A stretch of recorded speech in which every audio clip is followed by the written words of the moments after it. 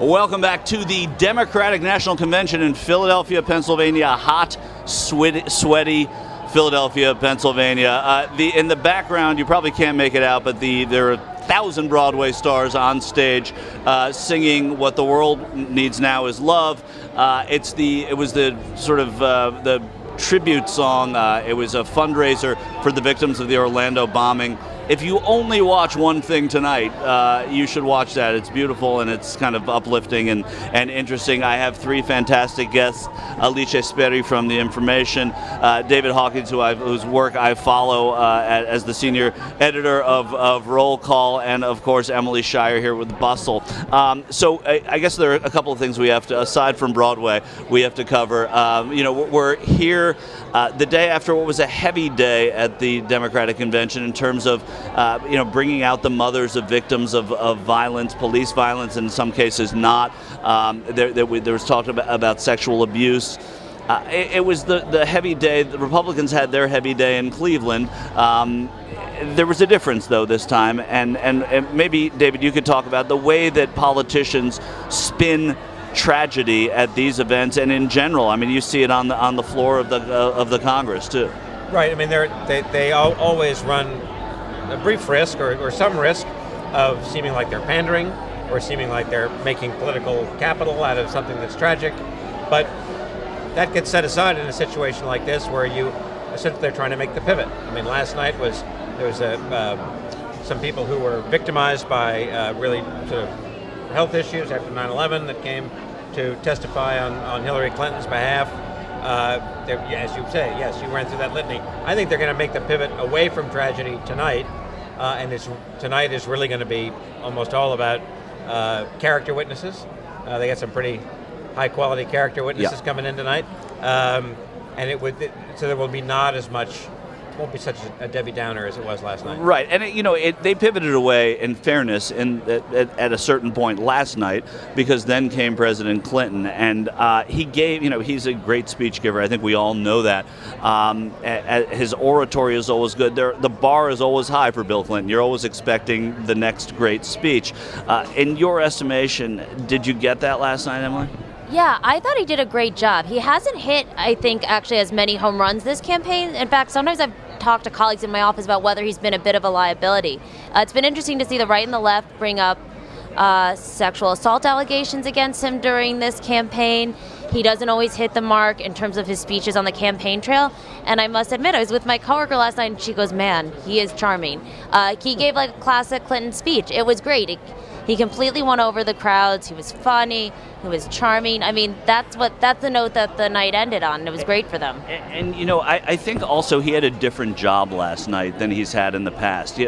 We don't have a front seat to a marriage. Nobody does. Everybody has in their minds, I think, an image of what their marriage is like, of what Hillary Clinton is like. And in a sense, Alice, do you think that Bill Clinton's role last night was to say, well, this is what it's like at home. When we close the doors and the cameras aren't on, when we lived a life before there was even a camera on us, to sort of humanize somebody who has had a difficult time being humanized? I think so, but I think also, as you said, Bill Clinton can be a liability. I mean, I've spent most of this week focusing on issues of racial justice and policing, and one of the biggest days outside was yesterday, actually, as the mothers of the movement took to the stage here. People outside were protesting not only police violence, but also criminal justice policies that were very much of the Clinton administration and have been sort of the legacy of Bill Clinton for particularly communities of color here. And so in that sense, having him on stage was a reminder of that as well. Yeah, but there were people, David, when he left office that called Bill Clinton the first black president. So his popularity in African American communities. I mean, I remember the first time seeing him. There's something called that they used to call the Negro National Anthem in America. Would probably it's called "Lift Every Voice and Sing," and it's something that in the South so many churchgoers know every lyric to. And there was at one point in his first campaign running for office, Bill Clinton sitting in the front row. He's singing along, knows every word. Then they start the second verse. Nobody knows the second verse of Lift Every Voice and Sing. It's like the national anthem, it has a second verse. Nobody knows it, right? Bill Clinton sings right along with it. Has he lost his currency with the black community? Is that something he needs to win back in these next 3 months? Well, I'm not sure that he's going to be called on to win over the black. I mean, I think he's going to be used in other ways, and I think he is going to be used sparingly for some of the reasons I think we're all kind of tiptoeing around here. Yes, he's lost some of his currency with the black community. Yes, he really infuriated many members of the black political intelligentsia 8 years ago with the way he reacted to when many of them went over to Barack Obama's side. Some of them, after endorsing Mrs. Clinton 8 years ago, went to the Barack Obama team. He reacted to that without a whole lot of grace or grit, to use a phrase from last night. They're still kind of ticked off at him. So I think instead, I thought last night's speech was not about talking to them. It was about talking to, those undecided, undereducated white men who are going to be so crucial to whether Hillary wins in the fall. And that's to whom he is trying to appeal. Alice, you alluded to what you're covering and why you're here. Yesterday also marked by the nomination of Hillary Clinton, and I think, and we'll talk about that and its historic nature, how it lifts up a whole gender in this country. Everybody, we will always be telling stories to other people, whether we have sons or daughters or friends in 15, 20 years. We're going to say, I was there when they nominated the first woman, no matter what happens. But it wasn't without incident. And the Bernie Sanders people went a little bit kicking and screaming, some not so. There was a little protest yesterday. What do you see as the sort of the imprint of the protests on this convention so far? I mean, of course, the protesters that decided to show up in Philadelphia are very much a self-selected group. It's a group of people that wanted Bernie Sanders to be the nominee and have not given up on him despite his endorsement of Hillary Clinton. But ever since day one, since I first got here, everything in the streets has been about him, really. I mean, if you look at signs and the shirts people are wearing, it's all about Bernie. You barely ever hear Hillary's name, if not, mentioned in disparaging ways.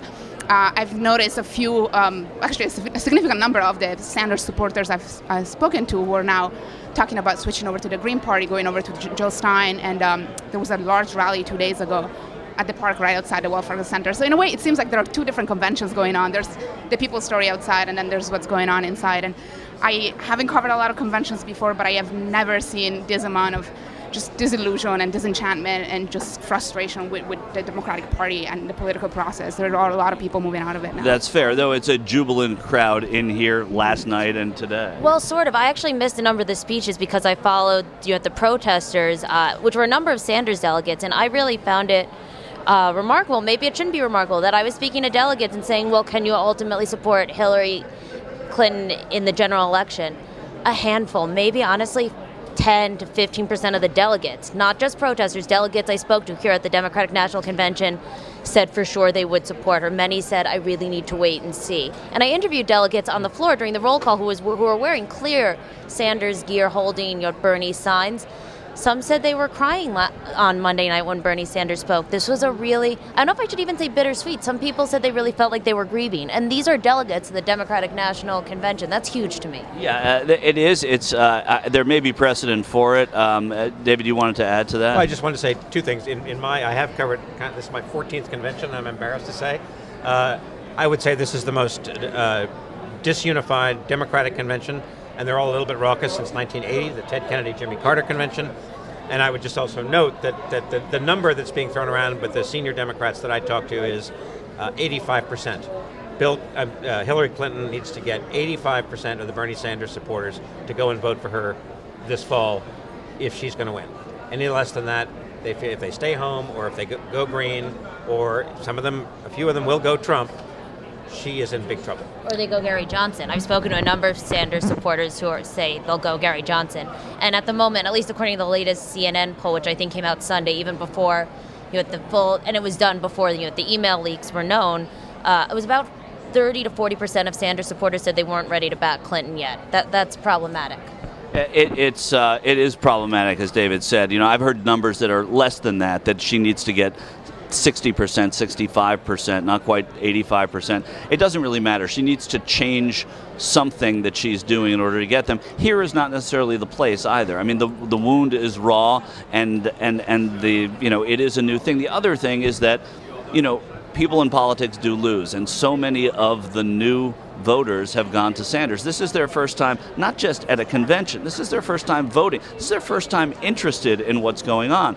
So when you're new to something and you realize, oh my God, it's devastating that there's a loss. I remember Jesse Jackson in 1988. I was at that convention in Atlanta. And Jesse Jackson, his people, it was the first time there was in modern history a real black presence in the Democratic Party where they thought they had a chance of maybe having the nominee. There was a flirtation. Jesse Jackson's going to speak this evening after Tim Kaine does, the nominee for vice president.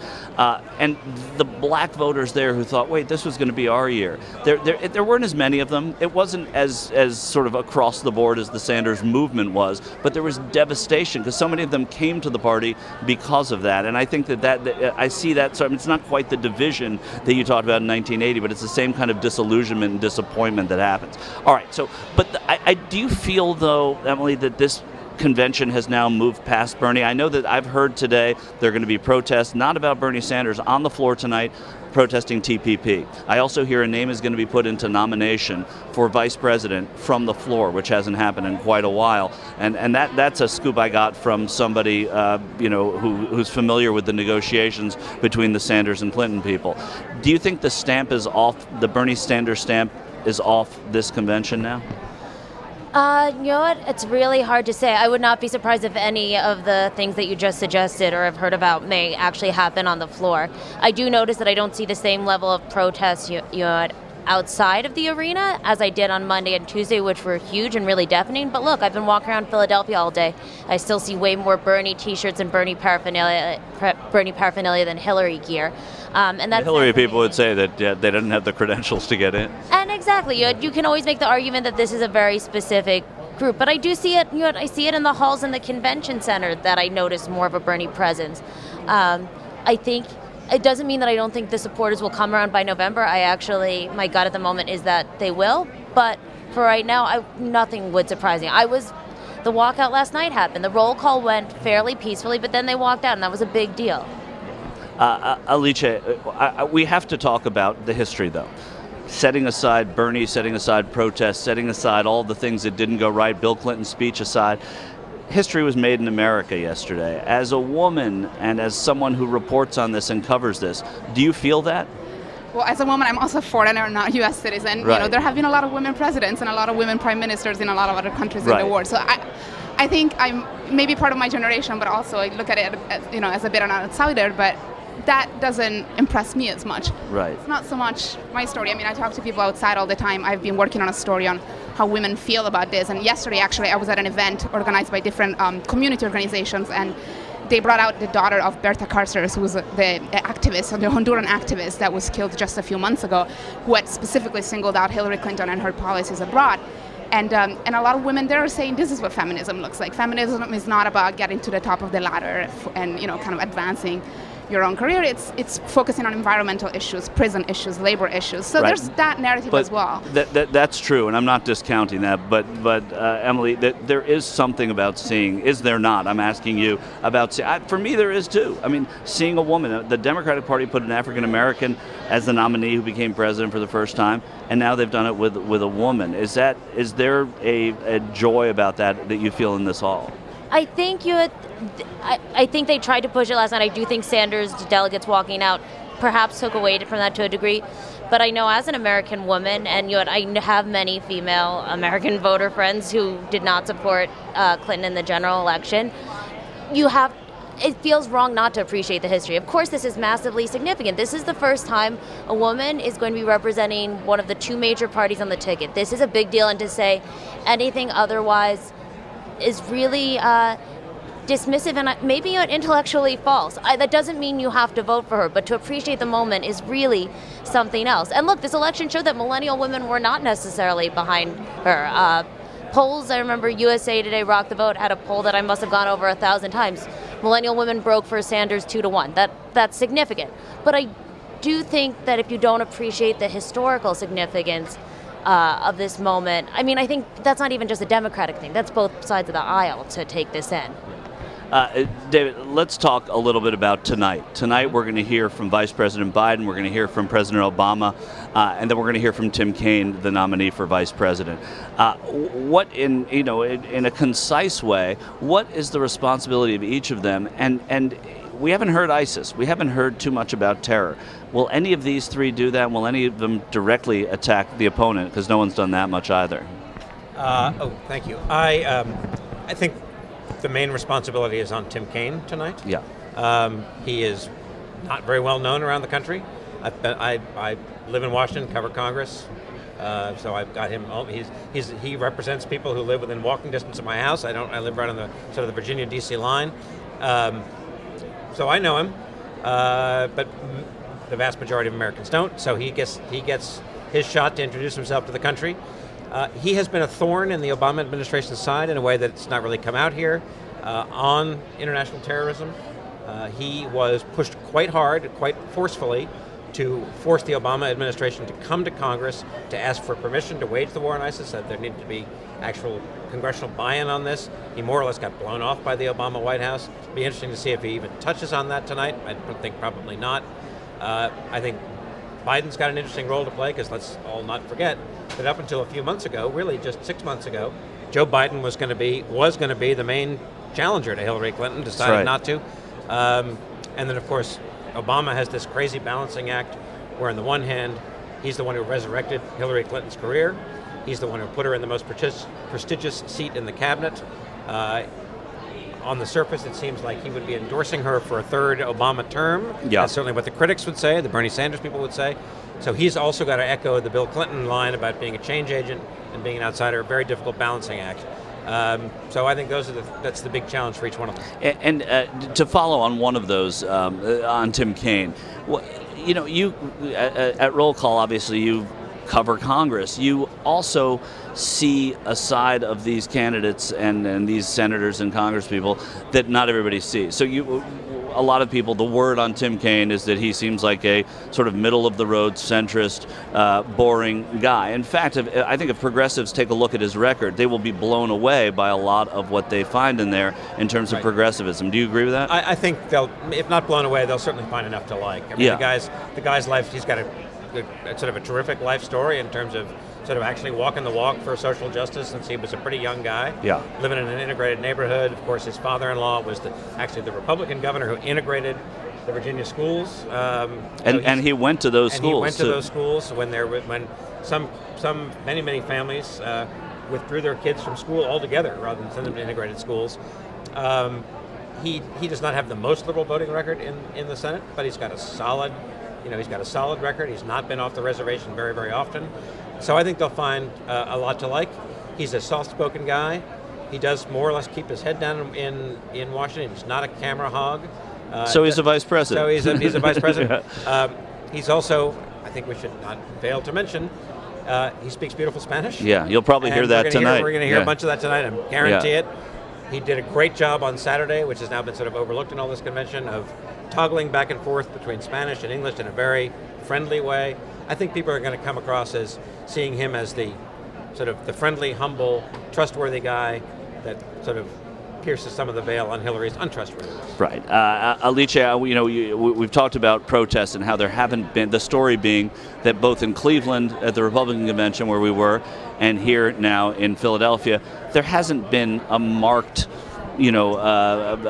protest feeling within here. I mean, we saw a little bit of it, but there haven't been a ton of arrests. There hasn't been violence. There hasn't been the kind of protest that people were anticipating. Yeah, I think we went into both conventions right on the heels of the killings in Minnesota and Louisiana, and then the police shootings in Dallas and Baton Rouge. And so there was this expectation that chaos was going to ensue everywhere, that we would see the most violent convention since 1968 Chicago. That didn't happen at all in Cleveland, absolutely. I mean, Cleveland was extremely policed. I've never seen that many officers anywhere, and there were really just a few hundreds of protesters. Yeah. The protests here in Philadelphia have been significantly larger, but generally very peaceful. I think the count of the arrests is 5 now. As of last night, a few people tried to climb into the center, but it's really been kind of like a show of just anger and frustration, but a very different tone of protest from what we've seen in recent years. Yeah, and the police seem like, and the media as well, seem like all they want is that, because I was in the media tent yesterday when the Bernie people walked out and walked into the media tent. honestly, I was on the air doing something with the Young Turks, and there were, to me, it looked like, to us, to Cenk and I, it looked there were about between 20 and 40 protesters that went in, and there were hundreds of media and then hundreds of cops around it, and it was like, this is exactly what everybody wants. It was just a tiny protest, but it was full And police. I worry that kind of devalues protests in general and kind of distracts from the issues that protests raise. I feel like, just as there is a spectacle inside right now, there's very much a spectacle outside. It's a very different crowd of protesters from the ones you'd normally see. I covered Ferguson protests and large protests in New York, and this has a very different vibe. It's, in a way, it's a lot of the what sometimes I call the professional activists, is people that you'll see at all these protests. They were in Cleveland, they're here now, I recognize them, it's the same one sometimes. Yeah. And that's very different. Yesterday, the protest, the black protest against police violence was a little different. We saw Philadelphia residents come out. It felt a little bit more grassroots, an effort, but definitely nothing like what we've seen in Ferguson or New York. On that score, Emily, do you predict that the president, or how do you predict the president tonight? Because he's a good speech giver, and he is going to be probably the best surrogate for Hillary Clinton in this coming campaign. When you have the president of the United States, I mean, honestly, Donald Trump is probably Hillary Clinton's best surrogate. But after that, I would say that it's President Obama. How do you predict that he's going to deal with the issue of policing and violence? I think he's absolutely going to acknowledge it. He already has, and I think he's also going to acknowledge Sanders supporters, because what is remarkable to me is how much this convention has, I think, paid tribute to Sanders supporters. I was taken aback, not in a bad way, but I just was surprised Monday night. It was DNC volunteers who were handing out Bernie signs to everybody in the audience to hold up when he came out to speak. Plenty of delegates came with their own, but I think there has been a huge note of consolation in trying to bridge that unity, which is why, look, I'm coming right off of Cleveland, where I saw one person in a Cruise Crew t-shirt, and although there was the Unbound Delegates movement, that faded really fast, and then they were quiet, and it just wasn't as obvious, and there was no note of saying and Ted Cruz ran a great campaign, and John Kasich did a great job. Here it really has been much like, it's been the Bernie love fest from the DNC, and there's so much outreach, and then when you see so much pushback, it is a little bit, from delegates, it's a little hard to reconcile with. And it doesn't mean I don't think they won't resolve it, but it is striking coming right off of Cleveland. Yeah, and I think also a little bit had to do with the fact that the nominee in Cleveland despised the opponent, and here Hillary Clinton doesn't despise Bernie Sanders, actually really likes Bernie Sanders. I probably thinks the show went on too long, but does like Bernie Sanders. And I did speak to delegates. I was thinking about what you were saying earlier. I spoke to delegates in Cleveland who were saying that they're not going to vote for Donald Trump, in much the same way you have people here who say that they're not going to vote for Hillary Clinton. Okay, I want to ask David about a little bit about his vantage point, covering Congress all the time. This place is lousy with congressmen, right, and members of Congress and senators. What is their demeanor like here, and how is it different? I mean, our viewers see them on, in talking points, and they see them on the floor and in the well and making their points. But here, it's a little different, isn't it? It's actually quite different. It's fascinating to watch. Many of them come here because they're delegations, right? They're actually, as superdelegates, they're members of their state delegations. Their state delegations are packed with the politically influential and the would-be politically influential from their states.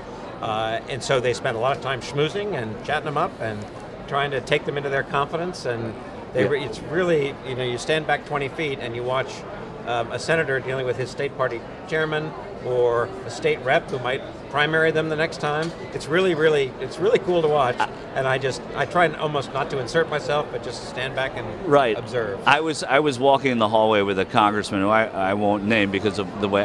I was walking in the hall with him, and he stopped and said hello and introduced me to the person to whom he said hello, and similar, he said, "That guy wants to beat me." So it's like they're running into the people that are really sometimes after their hide. I always tell people that, whether drama aside, all the drama we've been talking about aside, a political convention, national political convention, is a trade show.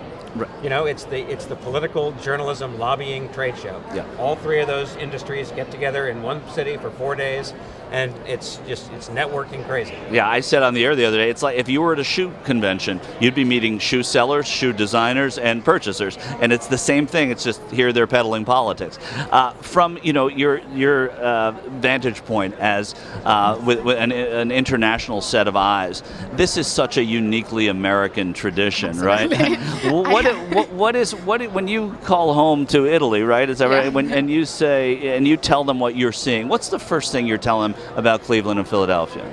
Well, my family, my friends have been following my reporting for years, and I cover criminal justice and police, and so they have seen things that they would have never imagined. I remember when Ferguson first blew up, people calling me and just not believing this is happening in the United States. So, the conventions in a way haven't turned into that, so that's a relief to them. In terms of the politics, I mean, we did have Prime Minister Berlusconi for, 3 rounds, so we have a little bit of sympathy for certain political characters that you see here in the U.S. But this whole idea of the spectacle of the convention as kind of like this parade of democracy that a lot of people, at least on the outside of the center, would argue is not very democratic at all, is definitely something that a lot of Europeans kind of look at with amusement, if nothing else. You bring up Berlusconi, a lot like Donald Trump in ways. His rise and his substantive nature was a little different than Trump's. But what are the comparisons that you see between the two of them? I think one of the most striking similarities between the two of them, in addition to kind of like the character and this persona built around them, is the media. Actually, I mean, Berlusconi owned half of the TV networks in Italy, and Trump has been on half of them, or actually all of them, just as much without owning them. So really, that kind of shows you how do you create these characters. Characters are not. That these people are probably not like that in their regular lives, but you have this apparatus. Right. I mean, if there are any two countries that are fascinated with celebrity, Italy, where the word paparazzi was invented, and they just sort of, that's it, and the United States, where we, as we know, love celebrity. Emily, I want to ask you a question about these conventions. At the end of the day, and I think a lot of people would agree, they don't mean a whole lot, do they? And so as a participant, and we're all participants here in one way or another, how do you justify these conventions? What's the best thing and the most necessary thing about them, and what is the thing that just drives you the craziest about it? I mean, actually, in many ways, I'd say this convention is maybe more necessary than the RNC one because it is fractured and it is letting people, if Sanders supporters need that healing grieving process, I think this is critical. It's funny, I was thinking back when you said a shoe convention, I actually happened to catch Anthony Weiner walking through the halls, and he said I could talk to him if I'm running next to him with my phone. And I said, are you taken aback by how fractured the party is? And he said, no, this isn't a shoe convention. We're going to have disagreements. It's not news. That it was a very Anthony Weiner answer. But I actually think this is democracy in action, from delegates walking out to people airing their complaints. If someone is going to protest TPP on the floor, if someone's going to submit another name for vice president, I think, and I saw this certainly at the RNC too, with the Unbound Delegates movement. I think it's important that people get to exercise this. And yes, some may grumble, some may say it's hurting the party. Some reporters may grumble that it's just pushing the schedule later and later till we can get home and have a drink. But the bottom line is we do have a space where people can exercise their voice and disapproval with what's going on with their party, and they may not actually get the final result that they want. But I think it is tremendous and an honor that we have this open space for it. That was well put. I think of both sides of it. David, I'm going to give you the last word on the the evening that we're looking forward to now, the vice presidency. How important does America vote for vice president? Hardly ever. Yeah. They sometimes will vote against a vice presidential candidate. I mean, I think the polling suggests that Sarah Palin proved to be a pretty significant drag on John McCain in 2008 for the most recent example. The first job of picking a vice president is to do no harm, to seem presidential. The cliche is it's the first presidential level decision a presidential candidate gets to make. Clearly, Hillary Clinton passed that test. Nobody's questioning that Tim Kaine is a solid, if stolid, choice for this job. That having been said, people are curious. They don't know the guy yet. Right. I mean, in the political arena, everybody says, "Oh yeah, Tim Kaine." I mean, I'll pat myself on the back and say, I had all my money on him about 6 months ago. Did you really? He'd be the guy. Did you have a dark horse? Because I had a dark horse. Who? I don't even think I had. I had Chris Murphy as a dark horse after the filibuster. The young senator from Connecticut, figuring that she was going to try and do a little bit of what her husband did in getting Al Gore, get some energy behind the ticket, get an issue that you can sort of not touch yourself, but have your ticket touch. Obviously, it didn't work out. He's the senator from Connecticut. He'll be around for years. He will indeed. One would guess, right? Alicia Sperry from the Independent. The Intercept. I'm sorry. It was wrong on my tag too, because that's the third thing is I've said the Intercept. Right. Li Feng. You work with Li Feng, right? I do. Lisa, I love Li Feng. David Hawkins from Roll Call, and Emily, who spells sure wrong. She spells it Shire, with the Bustle. We are going to be covering this thing as we always do, sort of gavel to gavel live, and I'll be with Cenk Uygur later on.